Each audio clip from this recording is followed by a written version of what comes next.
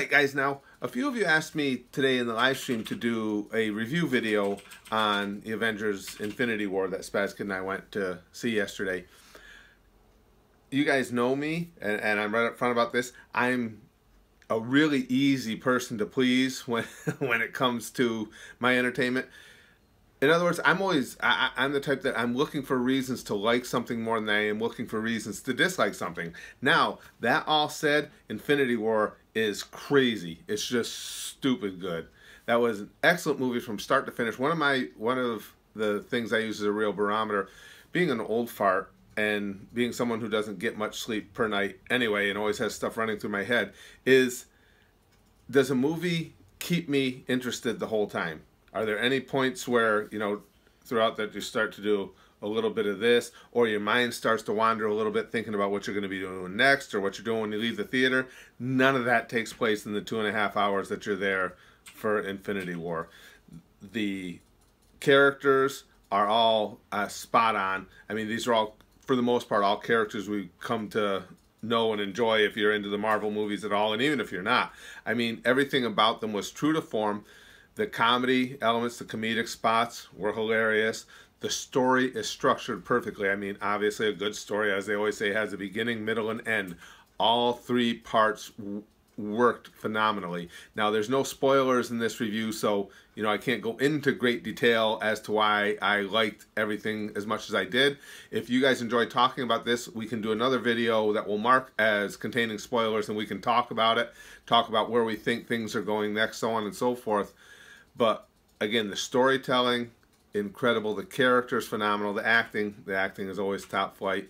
But I guess what I'm most impressed with for this outing, just because of the combination that they have going in here. Listen, you got all the Wakandans, and you know, you've got Iron Man, you've got Spider-Man, you've got the whole gang plus.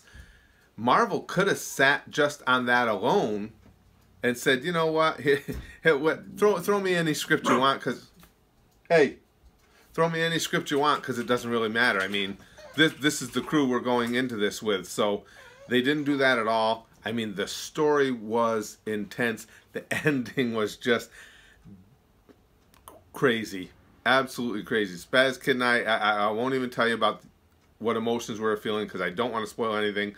But needless to say, Spaz Kid and I just turned to each other and we're just looking at each other at the end of that movie. It's nuts. It's good. I always put movies in the category of, well, you know, do I want to spend money to go see it at the theater? Do I want to wait for it to stream? Do I want to wait for it to come out on basic cable because I don't even want to be bothered with it streaming? I'll just wait till it's in front of me when I'm on that channel. This is one you go, you spend whatever you need to spend to go watch it in the theater. It's a fun movie to watch in the theaters with other people to, you know, get that same reaction with them all the time. Spaz Kid's talking about going with a bunch of his friends to see it again this weekend. I haven't paid theater prices to see a movie twice since probably I was a teenager. I would be willing to do it on this one.